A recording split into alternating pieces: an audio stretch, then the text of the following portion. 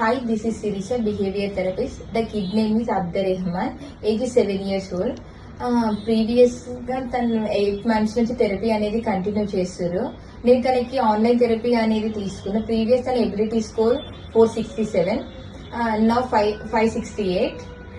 తన self sufficient index is poor eye contact, identification wise he poor. తన పని తను చేసుకోవడంలో కూడా కొంచెం పూర్గా ఉంటుండే. నా హీ ఓకే.